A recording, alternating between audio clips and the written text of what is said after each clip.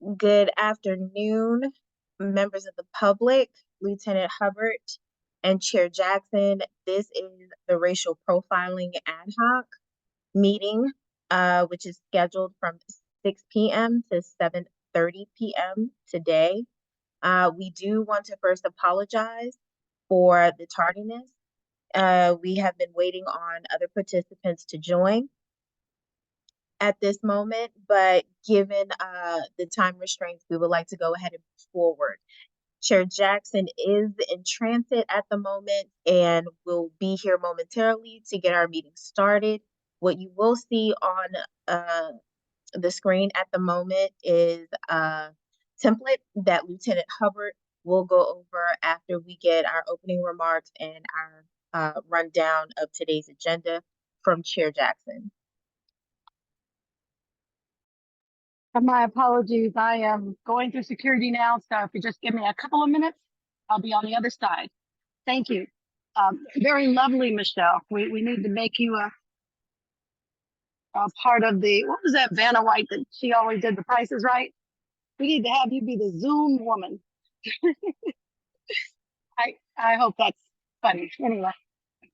I'm laughing on the inside. Ms. Risa, we do see you, and again, wholeheartedly apologize for the tardiness on our behalf. That is not something that we would like to make a habit of. So I do also appreciate you joining in. And please let us know if you can see what's on the screen as well via the chat.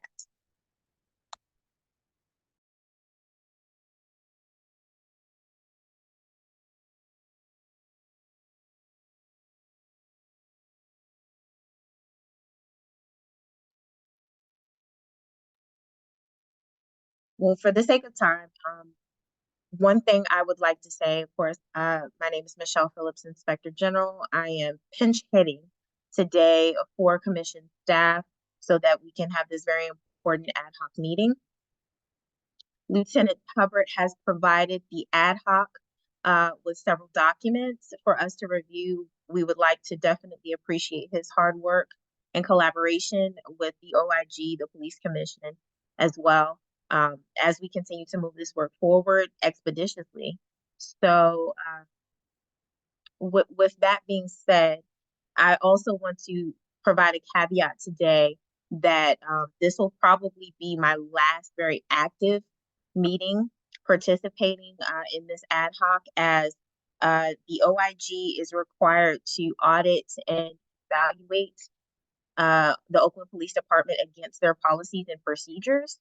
Therefore, it would be inappropriate for us to help to craft the policies and procedures, to be a part of the authoring of them, and then turn around and audit them against them. Reason being, there could be certain conflicts of interest with, oh, well, IG, you put that in there, or the OIG's office suggested this language, and now this is something that we don't have or we don't agree with. So that's one thing I would just like to tell the ad hoc at this moment, and we will await Chair Jackson's ability to step in. Thank you.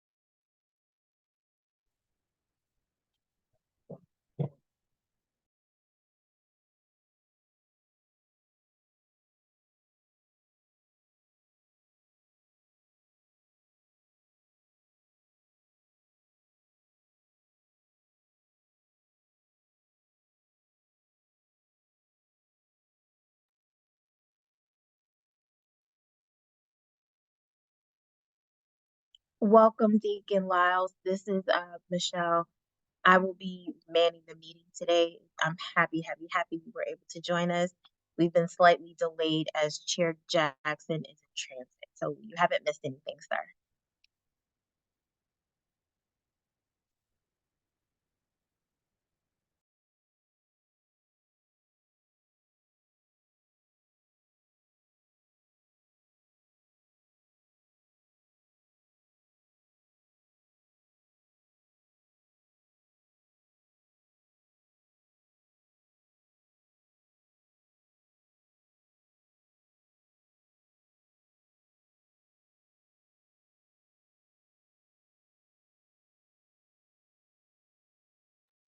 Deacon Lyles, I have a quick question for you. Were you able to review any of the documents provided by Lieutenant Hubbard?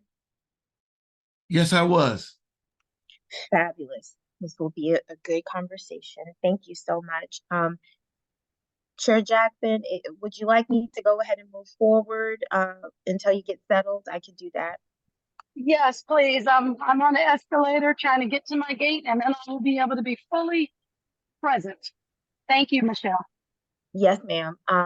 So what we're going to do right now for all of our panelists as well as the members of the public is on my screen right now, we have a template provided by Lieutenant Hubbard, and we're going to give him the opportunity to go through the template and share his thoughts behind how this template is, have panelists and members of the public ask any questions, providing feedback, and then essentially, I believe at the end of the review of this document, Chair Jackson will ask for the panelists to have a vote to move forward with the template, either as is or with any amendments provided by this ad hoc.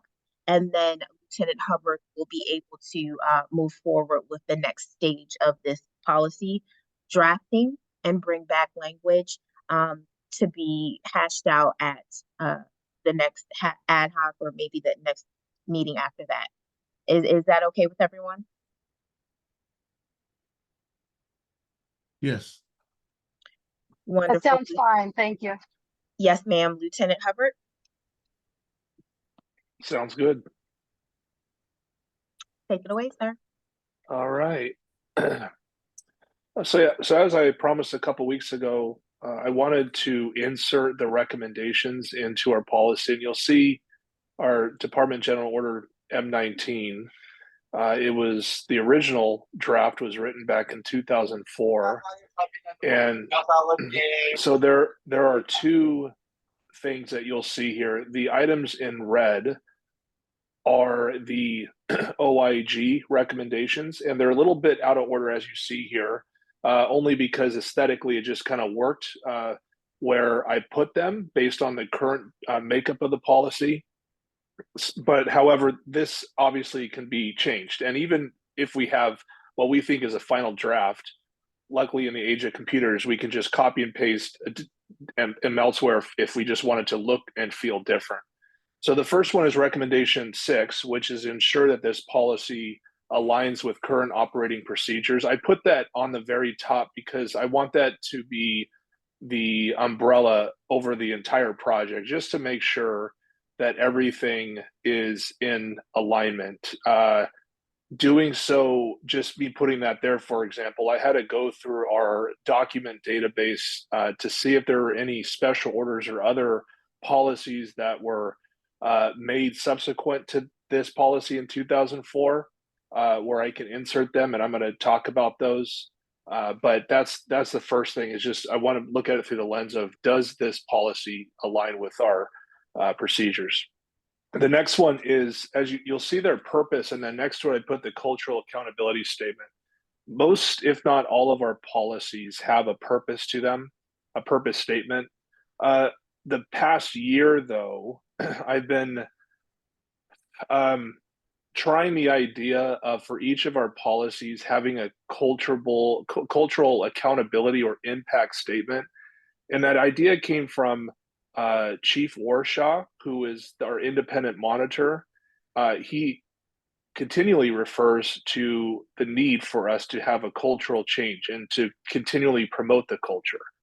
And so it's a hard thing to define at times, but I figure the one thing that we can control is the accountability or impact statement for every policy that we write, because I want to promote a better culture. We all do want to promote a better culture and improve culture with policy. And I believe this would be our first policy if this is actually approved, where we would have our first cultural accountability statement. For those in the ad hoc, you received a separate document with my draft of that. I'm not going to read that only because it's rather long, but it gives you an idea of where I was going with that, and that's certainly in draft also. So if you do approve it, then that would go here in this section. Okay. Thank you. So the second phase is I'm sorry. Yeah. I really like the fact that you have emboldened a cultural statement in there, and the origin of it, makes sense. So thank you for pointing that out. Thank you.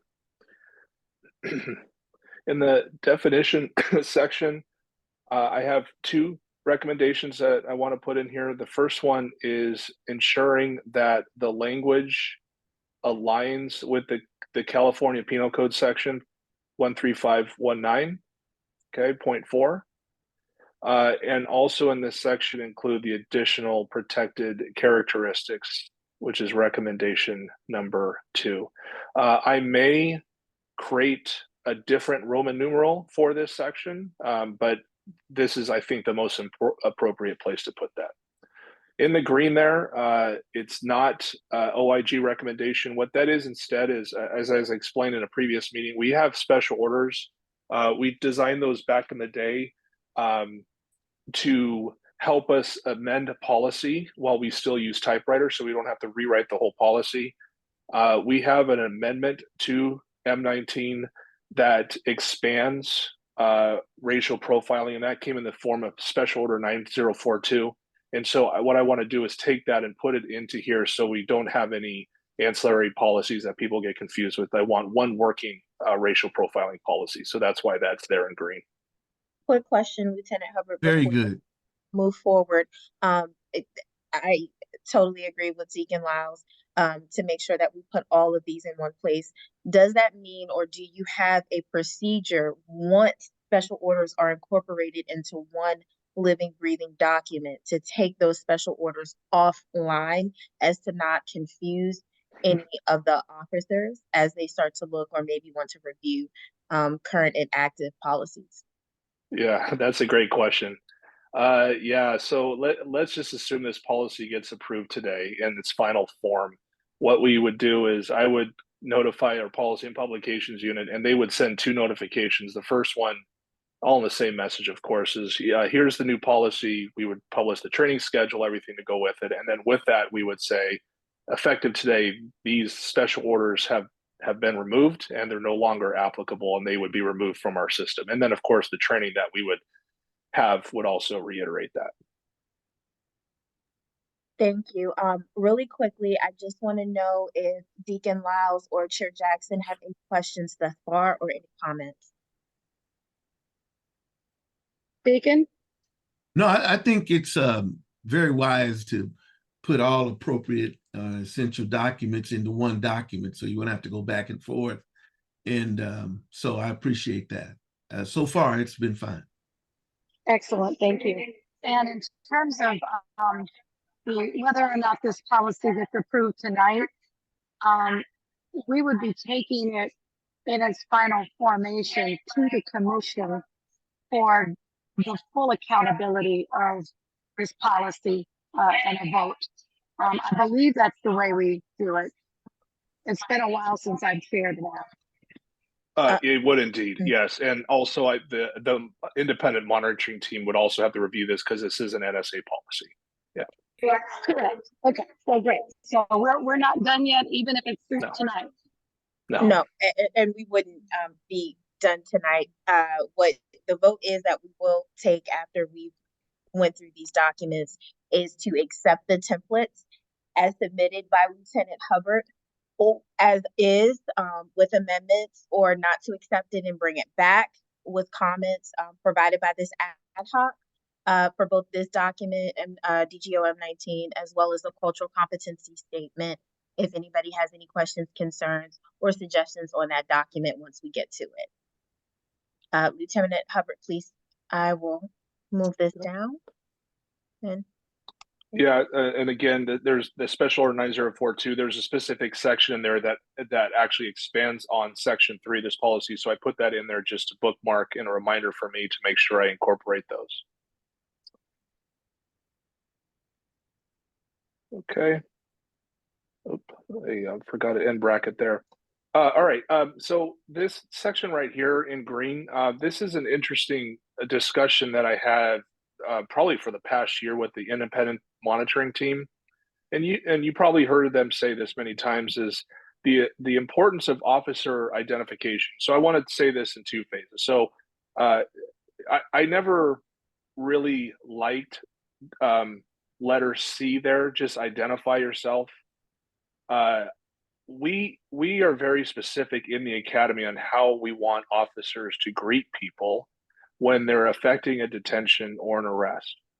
And we want there to be empathy, we want there to be politeness, customer service oriented. So I want to expand on what identifying oneself actually means.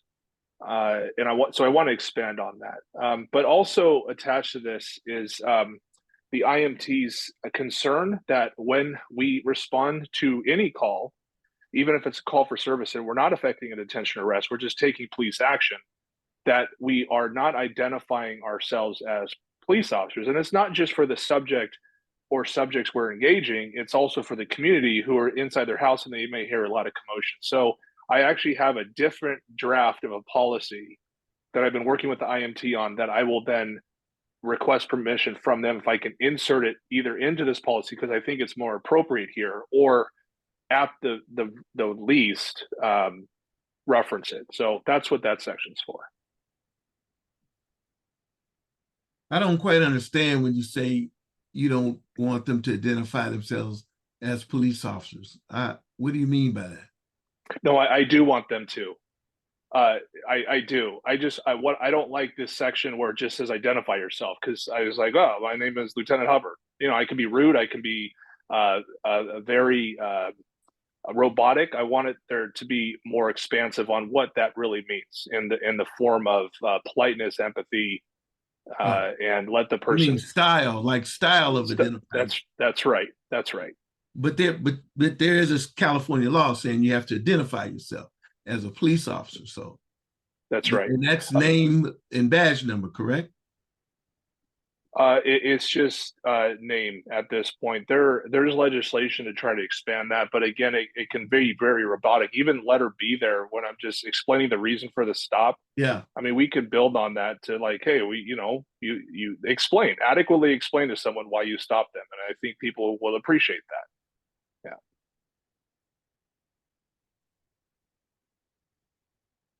So I would suggest that you say under state law, especially for letter B, under state law, because it's a brand new law. You have to explain why they stopped. Right. Yeah, and then the style, and that's well put. I like that. The style in which we teach on how to do that appropriately. I really want to hammer that home in this section.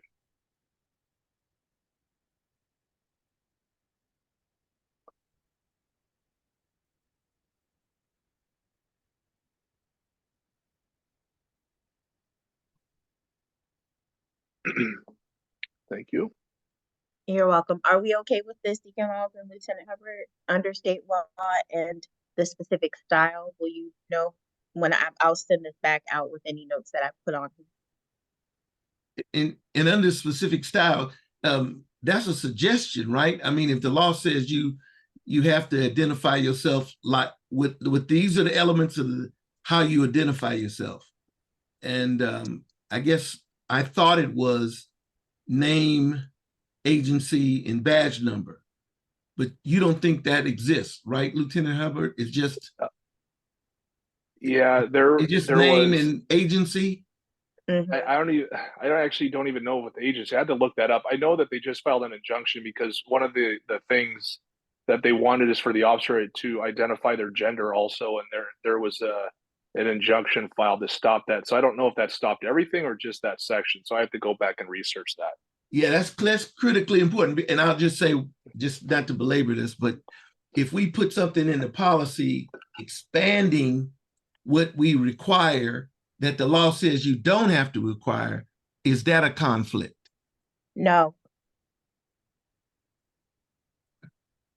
And Yeah, I'll go ahead and expand on that, because as long as we are doing the bare minimum, meaning what the law says, we can always go above and beyond to provide better customer service to our community members. So I think that's what Lieutenant Hubbard is trying to say, Deacon Lyles, is that we will provide what we're supposed to do by law, but we are going to do it in a style and manner that is much more customer friendly, because this is what the Oakland Police Department does.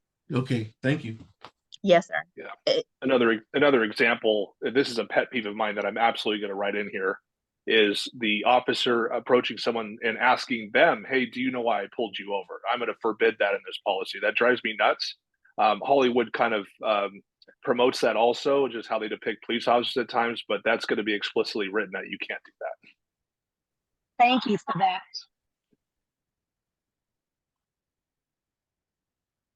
All right. Okay. Recommendation 4, timelines for reporting incidents of profiling. This section is not going to be difficult to write because we do have the discipline policy, complaint taking policy, that articulates when incidents of how incidents of racial profiling should be reported, and we might be able to expand on that, but we do have an NSA policy that defines that. So I'm going to insert that here. I went up a little bit just because I think in our report we were talking about the stop data collection and how this particular section, like the fluidity of the report, it's kind of like it's just thrown in there, like pursuant to the report writing manual, members shall complete a stop data collection form for every vehicle walking. It's just kind of in there, and I don't know if there's any thought process or appetite about just making sure that this policy and the prohibitions on bias-based policing is very focused on that, and then maybe a separate policy regarding stop data. Just a question. Yeah, no, and that is a great idea. And I know we've had this conversation. I want this policy to last many years, and I don't want to write anything where where technology outpaces it. So I want it to either reference something or keep it simple enough to where it can last, even if we change the law changes on how it's reported or our technology, because we are getting a new report writing system in the near future. Correct. So I want to make sure that it stands up against that. Okay, can I put just a note up here to kind of make me review this? And Please. yeah. Thank you. Yeah, please.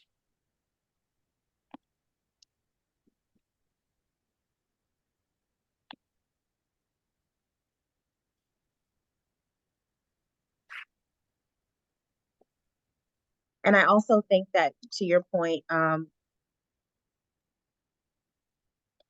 Lieutenant Hubbard, I do appreciate pursuant to departmental report writing.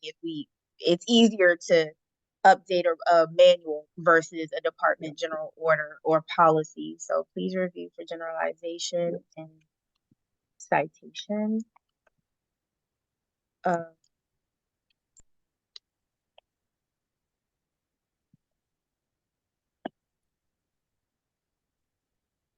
Any thoughts, Deacon Lyles, on this section? No, I'm fine with this. Thank you. Yes, sir. Chair Jackson, are you with us?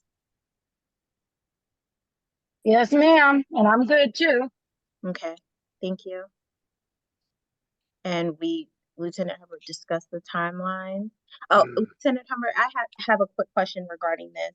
Since we do have the disciplinary policy and metrics regarding reporting, can you tell us what that timeline is, or what you may be thinking about regarding that? And if you're not comfortable now, that's fine. That can be a discussion for later on once you actually do embed the information in the policy. Sure.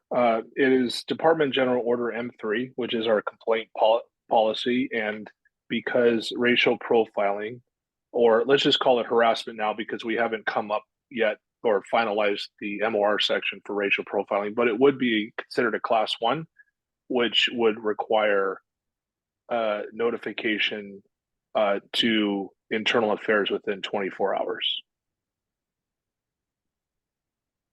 Thank you, sir.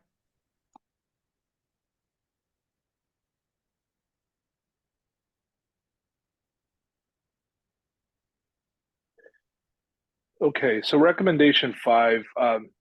So there's two ways I looked at this. Without getting too deep in the weeds, supervisors, by policy and practice, need to audit stop data forms, and I'm sorry, just all stops that officers make. It actually has to be approved by a supervisor. I mean, you can call that an audit if you will, but if we're talking, so there's one going to be here, and I do want to put in here, because this is important on what I do. Supervisors are sometimes slow on improving things, and I want to put a timeline on that. Within, you know, like the end of one shift, unless there's exigency, they need to be approved. So there's no loss of facts or understanding of what happened, and issues identified can be handled immediately. But if we're going to talk about departmental audits, I might actually add a different section about what my shop does, OIA, and what the department wants to do on, if we want to do an annual audit, for example, under the NSA for stop data. So this might go into 2 different sections, but I put under supervisory for now because that has a couple different meanings. And then also, again, Special Order 9042, there were specific sections in there that need to be added to supervisory responsibilities, and some of them actually have overlap of stop data approvals by the supervisor. So that's all going to get mixed up in there.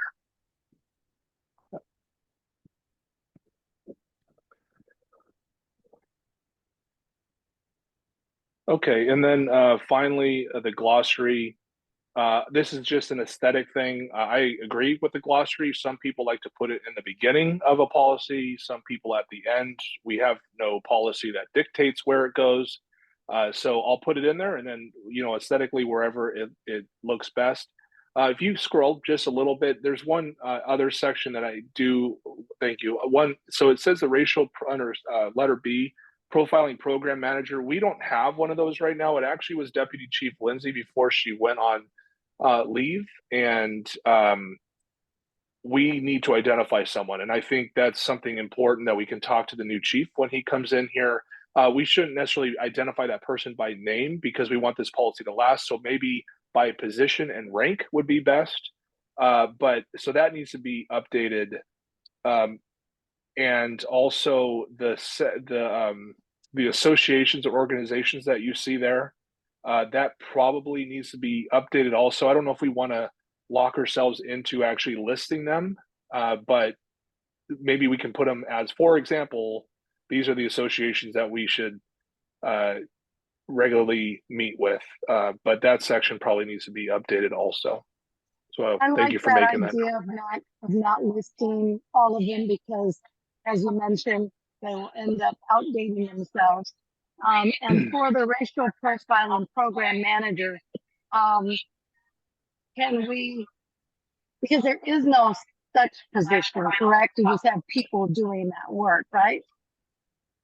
Yeah, it's different people doing the work, but we did identify, it was just a deputy chief, for example, that had the ancillary duty of racial profiling program manager. So it's not that's not all they do, but they have that project. Yeah.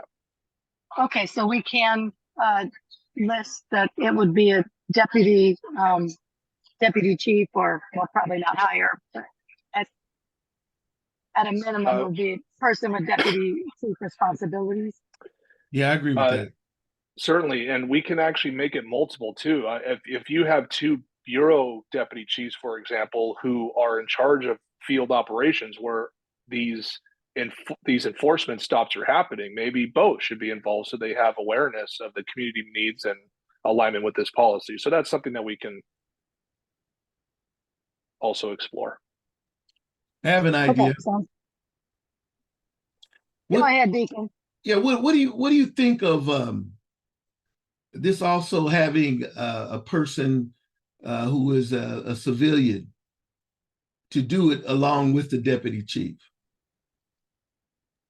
Oh yeah, on a Darlene volunteer Flynn. basis, maybe? Sure. And the city has an actual position, Darlene Flynn, and she's great. But yeah, let's assume maybe that the city does away with that position or Darlene Flynn moves along. Certainly, I absolutely would love that. I was thinking of somebody not necessarily working for the city, but somebody who lived in the community, who I don't know, who volunteered to for this particular post. Certainly, I think it's an excellent idea. I think we would probably need to create a volunteer job description, so that we have some real, clear delineations around what the expectation is, even if it is volunteer. Would the information be something that a civilian could not see, Lieutenant Hubbard, because of a government code 3300? Maybe, but we can organize the data to where we can remove any. So let's say we make an enforcement stop inside one's home, like we can remove the home, for example, and we can look at the facts of so maybe we can work around that because we do deal with professional staff for the monitoring team and others that we provide data to. We just have I was thinking about anything that violated the peace officers' Bill of Rights in terms of information in that disciplinary information, because none of these people have been disciplined yet, but the information is the officers being identified and all of that. Yeah. I think that, and I'll jump in really quick if you're okay with that, Lieutenant Hubbard. I think, to your point, Deacon Lyles, maybe, and Ms. Chair Jackson, if we want there to be a volunteer, put that in there, but then we need to identify exactly what that volunteer liaison's role is, because we could preclude them from looking at any type of disciplinary information, but they would still be able to look at either some data or scenarios that are redacted information to help to inform the police department's work, as well as probably help with maybe the transition training, because that was Deputy Chief Lindsay as well as Ms. Tracy who did that. So to help and assist in those lines, but I think that's something that can be flushed out at a later date. That could be an additional objective for this ad hoc, if that's okay.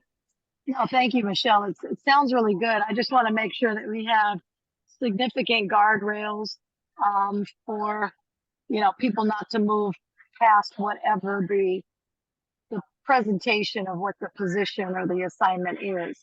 And to your point about Darlene Flynn, initially I had invited her to join our meeting and she couldn't do it the first time. And of course, since that, it has been lost on me. So I'm going to see if she can't join the next meeting. And obviously we can provide whatever it is that we've already done, just to make sure that it kind of gets a blessing from Race and Equity, because her office and her as particular subject matter expert should be have some way in.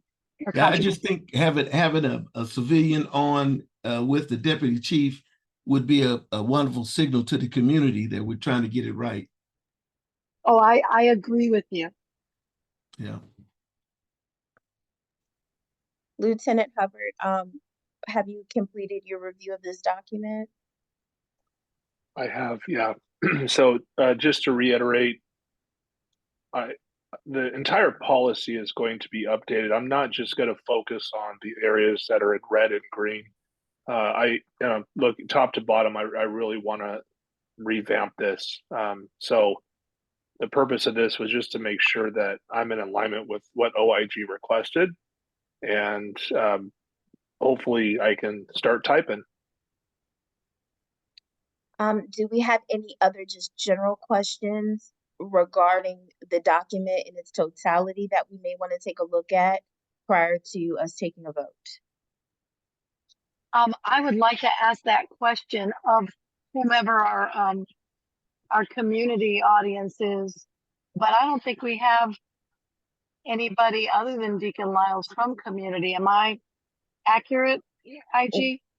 You are correct. Miss Risa Jaffe is here as well. So Miss Oh, great. Risa, if you have any questions or concerns about what we've done thus far or talked about, please feel free to drop whatever questions or concerns or comments you have in the chat prior to us taking a vote, so we can go ahead and address those and potentially move on to the next document. Okay, so Ms. Risa has no questions on the document. And just to be clear, Deacon Lyles, you have no other questions, correct? That's correct. Okay, and Chair Jackson, you're okay as well? Absolutely. Okay, I guess we can go ahead and take a vote. I'm going to abstain. I will leave that up to our ad hoc members. Ms. Chair Jackson? Yes, so I vote to support. And as I mentioned, I recognize that our two other ad hoc folks are not here. So we'll just kind of call the roll based upon who's here. Does that make sense? Absolutely. Okay. So Chair Jackson is a yes, and Police Commission Chair Marshall Peterson is absent, and alternate Commissioner Ricardo Garcia Acosta is absent, and we have community ad hoc member and panelist Deacon Lyles. Yes. Okay, so that is 2 absences, 1 abstention myself, and 2 yeses.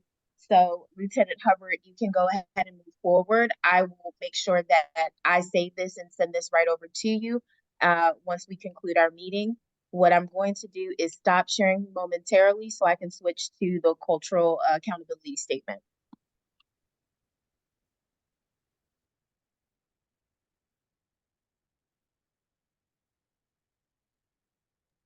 And let me say once again, Michelle, just, excuse me, IG, just how appreciative I am that you have stepped in and stepped in strongly to help me manage this meeting. And certainly thank you to you, Lieutenant Hubbard, for the immense amount of work that both you and the IG have put in place in enabling us to be quite a bit more expedient. You're welcome, Chair. So I want to ask Deacon Lyles if you had the opportunity to read through the cultural accountability statement. It is a little lengthy. I would be more than happy to go ahead and share it on the screen and allow a few minutes for folks to read it, if that's helpful, and then we can go back with any questions, concerns, or comments. No, I read it, but yeah. we can, whatever you think is best. I did read it yesterday. Okay, and Chair Jackson? Yes, ma'am. I just don't know if our audience has had an opportunity, so maybe we can give them a few minutes. Absolutely. So Ms. Risa, I'm gonna go ahead and leave this up and just kind of move it up and down a little bit to give you the opportunity to read.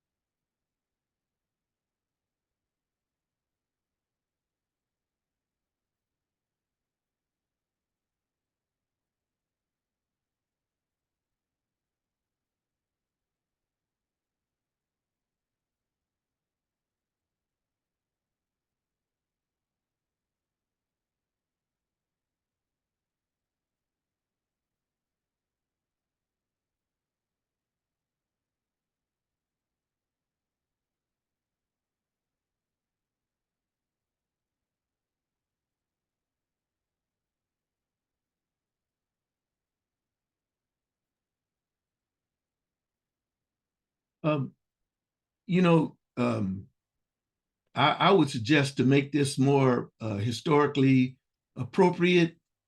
You see up there in the paragraph, I guess that's the third paragraph where it says, hold on, historical documentation reveals in 1693, Philadelphia's court officials were granted the legal authority to stop and detain any minority person embedded racial profiling within legal and societal norms from the nation's early days. Such practice were not isolated incidents, but were, I would say, again, were codified into Jim Crow laws after Reconstruction. That's when we got the laws about 3 African Americans standing on a corner was a violation, and stop anybody after a certain time of day or evening, or early afternoon, and sundown laws in certain cities that said, you know, all Black people have to be out of a town by a certain time or in their house by a certain time. Though that was Jim Crow, and it was an ugly scar on the nation's history, and that's what we don't want to get back to. Deacon Lyles, I am so appreciative for you making mention of that specifically. Most people, if they don't know any history around this, will at least recognize those 2 words, Jim Crow.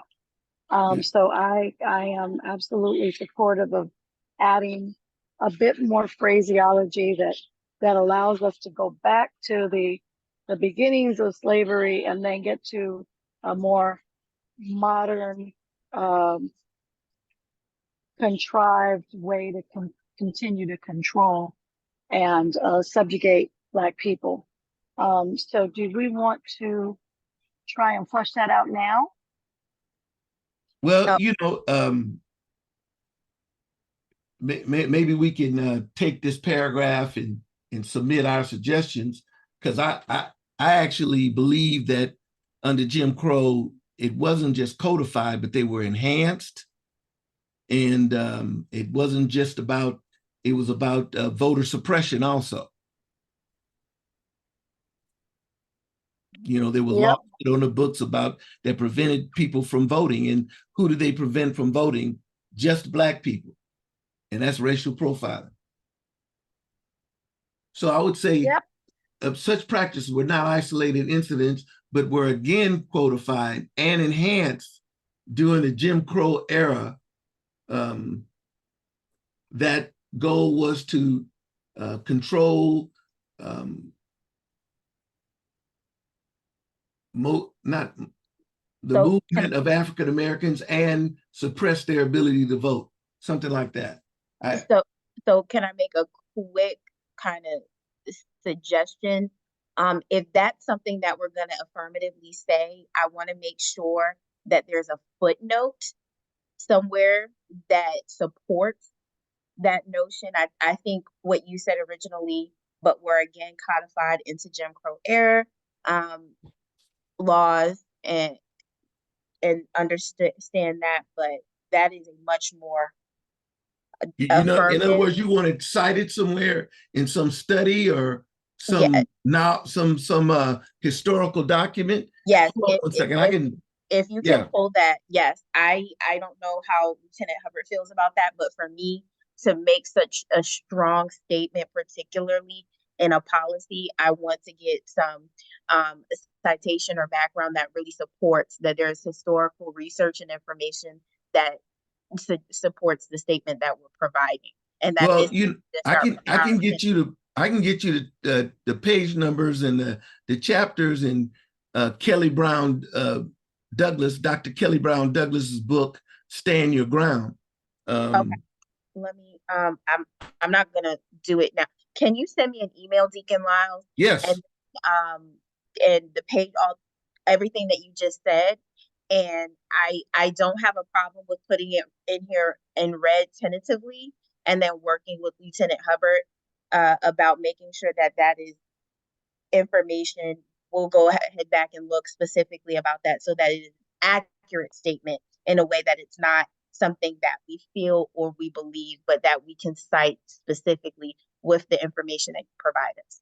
So if you can, sir, can you tell me again exactly how you wanted this sentence to read? My apology. Such practices were not isolated incidents, but were again increased and codified during the Jim Crow era in laws that were designed to control African Americans' movement, location, and to suppress their ability to vote. All right, I got location and suppress their ability to vote. THIR.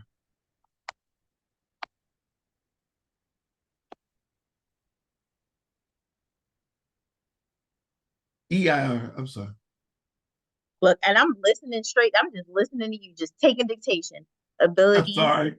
to vote. It's okay. Vote. Period. Because that would be a very lengthy sentence. So then we have No, this. the ability to vote and to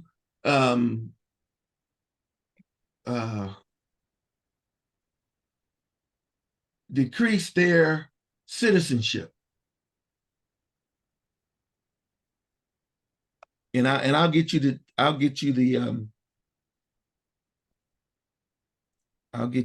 a book that states that Okay.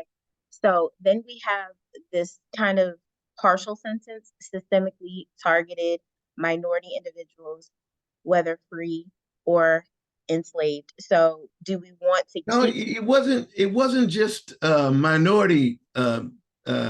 See, that's one of the sensitive areas. It wasn't just minorities. It was Jim Crow was aimed at African Americans, Negroes, ex-slaves. That's what Jim Crow was aimed at. It you know that of course it was Asians and American Indians caught hell, but Jim Crow laws were written for the suppression of Black people.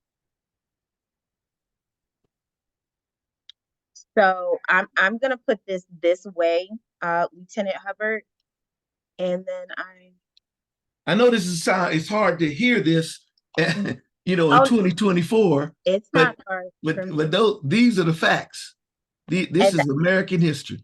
that is exactly why I just requested for that information. So once you said, can you send it to myself and Lieutenant Hubbard? And Lieutenant Hubbard, if you want to jump in here or not, I wanted to keep the original language and show kind of the strike through and how the census has changed with the red.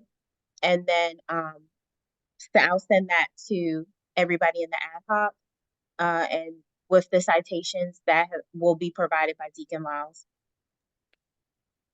Yeah, perfect. Everyone received a Word version of this, so I would not be offended of any changes and additions, amendments you all make. It's great. Thank you. I prefer document control. So if there are any suggestions, y'all know how I am. Please feel free to email me, since I am in this role today and I will be the keeper of the document that we have. And as I send it out, but we still have 30 minutes and we can go through this document even more if there's some other areas or concerns or suggestions. Deacon Lyles, Chair Jackson, or Ms. Risa, we are here. I so feel like I'm hearing Deacon Lyles and Mrs. Sada in tandem with this history lesson, and I'm just so full. Thank you.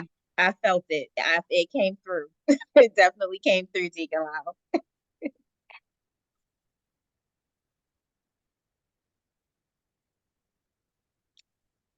I would also like to say, I'm gonna step over on Lieutenant Hubbard's just big toe, not his whole foot. That this document we can definitely kind of sit on, digest it a little bit, and I can provide maybe a deadline for comments to come back while Lieutenant Hubbard starts working on DGOM 19. And then this can maybe the last portion that can be inserted once we feel comfortable. We, meaning you all, not me, feel comfortable with the information that is outlined and the fluidity of the document. And we, of course, provide the citations to ensure that this is their historical knowledge is not lost.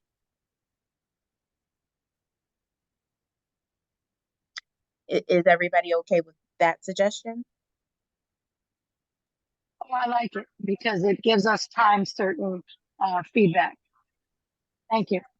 Correct. It'll also allow the absent members of the ad hoc to also provide any context or information that they may want to provide. But Deacon Lyles, do you have anything else at this moment? No rush at all. If you'd like to take a little bit more time and see, particularly if you have other information that can be cited to make this a stronger statement.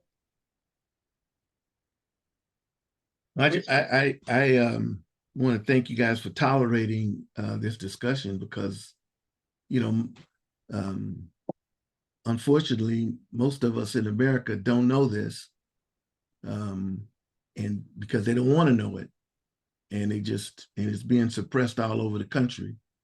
But this is highly cited, and it's just historical facts of America, and it was all codified in law and municipal law throughout the country. We are not tolerating Deacon Lyles. You are adding to this conversation and making sure that we have all the perspectives that we need so that we have a clear, sound, and effective policy at the end of this ad hoc. So we truly appreciate your participation and your willingness to volunteer your time to add to these conversations. And your contributions were substantive. They are not absolutely align with what my initial vision was, to make sure that everybody that reads this gets a little history lesson. Because as we see in Florida and Alabama and everywhere else, there are laws that are being put in place to not allow our participation or allow diversity, equity, or inclusion, which is focused at African Americans. So I will just ask Ms. Risa if she has any specific comments or concerns, suggestions as a member of the public on this.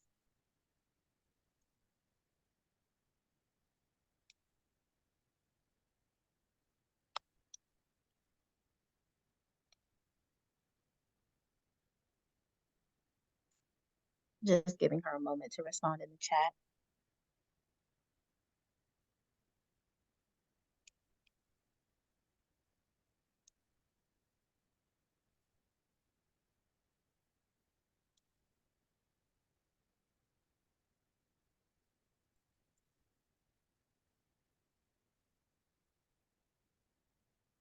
I haven't. She may be typing, but only give her a moment.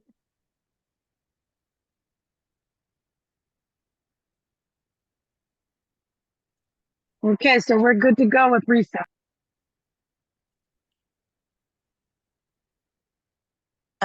So her comment was appreciating the Jim Crow edition and explanation points. So she seems very happy. Deacon Lyles, that's definitely for you. So with that being said, if there is no other business that we need to attend to tonight, I will give it to Chair Jackson to give final thoughts and adjourn. All righty. Well, let me once again say, IG, I did not expect for you to have to lift so heavily, but I am quite impressed with your meeting management and appreciate you managing all the different audiences. So thank you again. I believe that we approved the template, that we are finalizing or approving the MOR, or did I miss this while I was running? Otherwise, we could go back to the MOR and just make sure that we have fully baked it to move forward.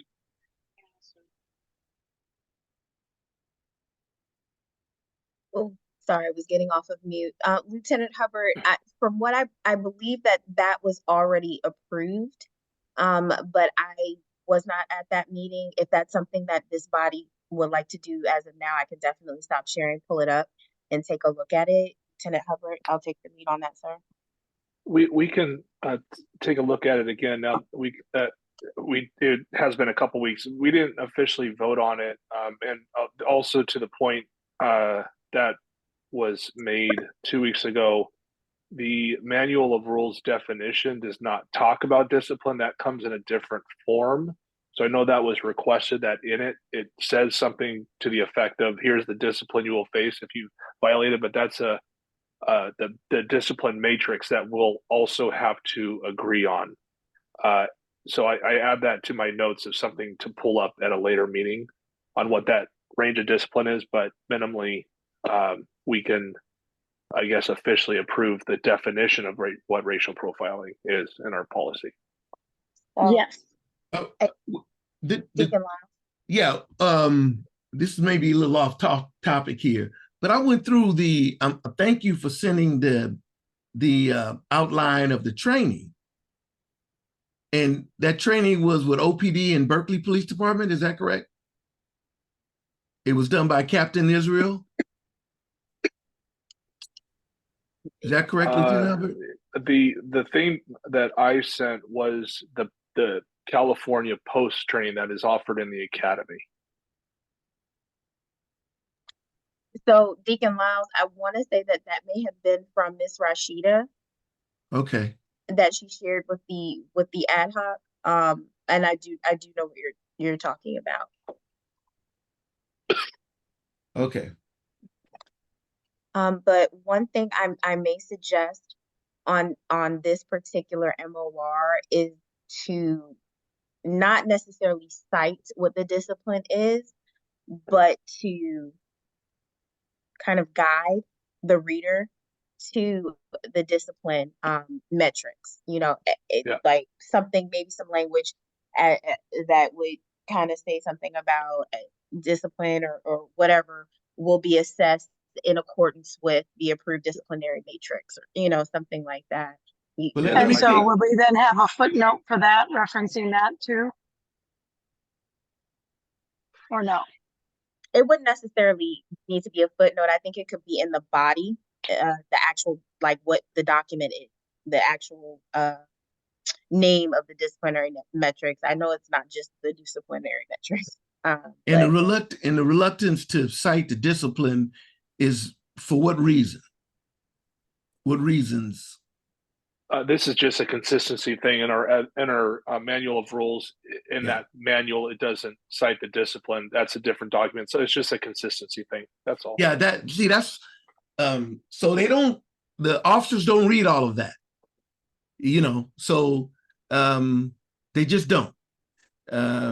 So if we and according to the training that was sent to me, I went through the whole training, and over and over, whoever was doing the training, and I believe it was former Deputy Chief Israel that was doing the training. I may be wrong, so I don't want to, probably shouldn't have said his name, but in the notes there, it said over and over how impossible it was to hold anyone accountable for racial profiling.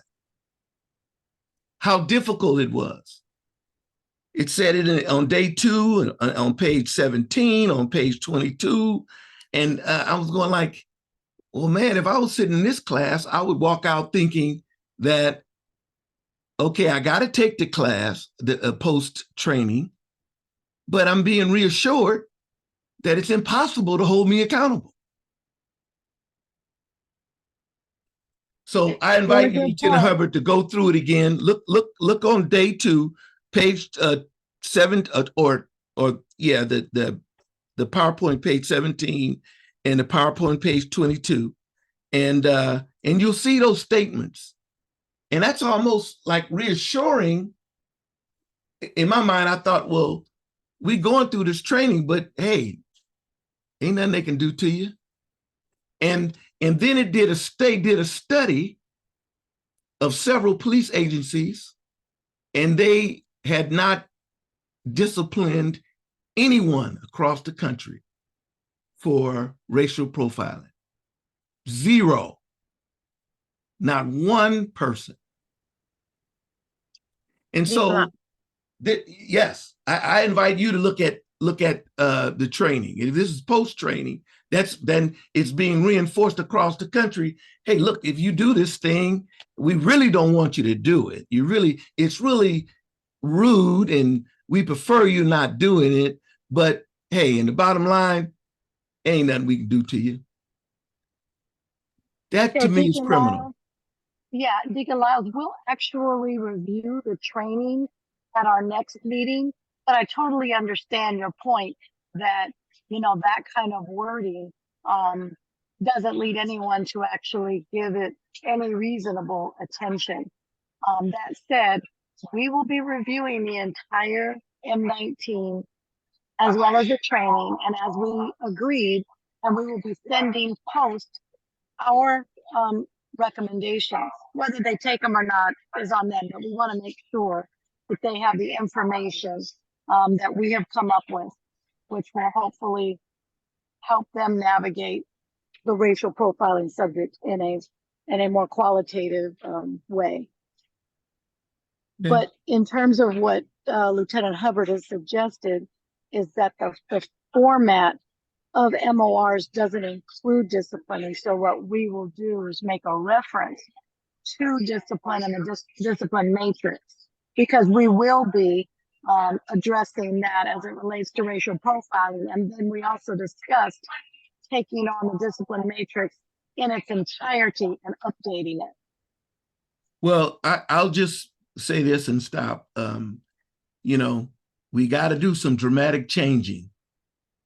And if we keep doing it like we always have done it, we're not getting any change. No. And I'm not suggesting that we do it the way we've always done it. I'm suggesting that what Lieutenant Hubbard and IG Phillips have suggested is that maybe there be the addition or reference to the discipline matrix, and then we will be the ones creating the MOR discipline, which of course did not exist, and we're doing it for the first time. So if you still have a challenge with that word in the narrative, I'm just saying that it sounds like we want to make a reference to the discipline matrix. I'll tell you what I'm shooting at in all of these policies that I've this is what I've come to think, that the policies are all well written, but they're very lawyer-like. They have, long sentences.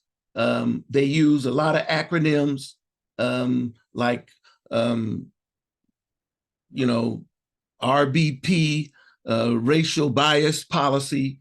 Instead of calling it that, they call it RBP and FIP, and all of that is all throughout. I've seen that throughout the policies that come out of Oakland. So, and then there's a practice of having one document say one thing that refers to another document that refers to another bulletin, but they're rarely, except for today, I heard it today, put together. So if you're really trying to figure out what you should do, you got to have access to all three documents. People just don't do that because they're lazy and they, I think I got it. I read this. And then when they're brought up on charges, they're very, very good defense attorneys, OPOA defense attorneys, will take one policy or one document and put it against another and say, you've confused these people. And then 13 or 14 officers who took part in some egregious activity will be let off. That's recent history. Correct. And Absolutely we history. plan to change that. Well, that's what I'm talking about. I think it all should be in one document, and in this main document, people should read. Look, you may be suspended. You may lose your job. Then they'll know this is serious. Otherwise, they'll get that subtle communication. Look, we're doing this for the law and we're doing the policy, but nothing really is going to happen. And nothing really has happened. So Okay. I'm gonna go ahead and jump in here really quick. That's the mountain that's before us. I I just want to let people understand, and the public understand, that's what we're dealing with. And I can cite you actual incidences that have happened in the recent past in Oakland, where 10 and 12 officers who took part in certain activity were all let off because it was argued that they were poorly trained. And the poor training was, you had one document saying one thing and another document saying another. So, Deacon Lyles, I do not disagree with you at all. The OIG has gone through every single departmental general order, every single special order, every single training bulletin, as well. And we have expressed to the Bureau of Risk Management Deputy Chief, as well as Lieutenant Hubbard, your same sentiment. So that is a very heavy lift, not to say that that is not something that will be undertaken. And that's why we originally recommended that everything be in one document. And as we start to move through several of these documents, taking special orders offline, making sure that that information is incorporated in one document, and then removing those from the database. Because I too have seen what you have seen, and it is quite problematic when I go to search a policy and there is 5 different policies that talk about tasers, right? Totally agree with you. I don't think that Lieutenant Hubbard disagrees with you. And this is a project that we have been committed to undertaking, and it's very serious. And I appreciate you making sure that everybody knows it. And you are absolutely not wrong. That is a way that folks can say, hey, you have 3 or 4 of these policies active. You never took off the old policy. That's why I asked Lieutenant Hubbard earlier, what is that procedure and protocol?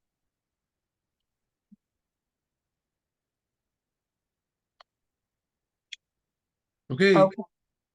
Okay. So with this MOR, understanding kind of the way we are with this, and Lieutenant Hubbard, what I can do is go ahead and add Deacon Lyles' comments about discipline and allowing you to maybe kind of take a look at or wordsmith a sentence or two regarding Deacon Lyles' concerns.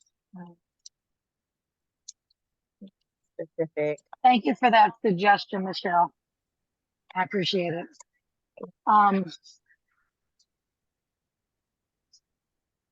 want to also make sure that there's a comment in the chat that is off subject of racial profiling, but I don't want us to end the meeting without giving Lieutenant Hubbard an opportunity to review it and maybe respond, or we can. What do you? I'm sorry. Go ahead, IG. Oh no, I was gonna say and respond. It's specific to Lieutenant Hubbard. Lieutenant Hubbard, if you do not see it in the chat, I also sent it to you via Teams. Thank you. I will respond. Thank you. Okay, so given those comments, we are going to have Lieutenant Hubbard take a look at Deacon Lyles, well, the suggestion that you just helped to facilitate, IG, and then we will revisit this at our next meeting. But we will also be focusing. Lieutenant Hubbard, was your goal to focus on M19 at our next meeting, or focus on the training? We're gonna get to all of it, but in terms of order. Sorry, I certainly don't want to start the training documents until everything is completed in the policy. I do hope that we can create notes. However, listening to the discussion of Jim Crow laws, for example, I think that is an excellent module that we should put in the training, so we can go deeper into that more than what's provided in the cultural impact statement. So I will be creating a notes page for that. But yeah, I just want to start writing this policy, so I want to focus on getting deep into that. Okay, so we will delay any training conversation until immediately after we review M19.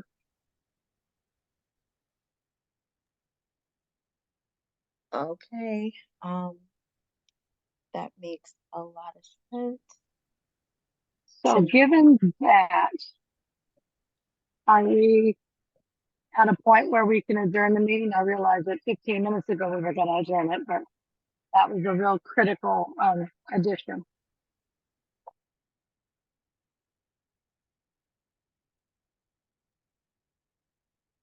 Now, Deacon Lyles, Lieutenant Hubbard, do you have anything further? No, ma'am, I don't. Lieutenant Hubbard, have you had the opportunity to respond to the question from the member of the public in the chat? I'm still typing, but I'm almost there, and I have nothing Okay. further to add. Thank you. I will, if everybody else wants to fall off, I will give Lieutenant Hubbard the opportunity so that we stay on to finish his comments, and then Chair Jackson, if you'd like to adjourn, please do so, and I'll wait. Okay, well, thank you very much. I Okay, really appreciate everybody's flexibility tonight and all of the good work that happened this evening. Again, special thanks to IG Phillips for helping me run the meeting. And then obviously Lieutenant Hubbard, who's drilled so deeply. I'm very, very pleased. So we will see you all 2 weeks from tonight. And thank you so much. okay, good evening. All right, I responded, and we might be able to continue the conversation offline, but we're good for now. So thank you. Perfect. Thank you so very much. Good night, all.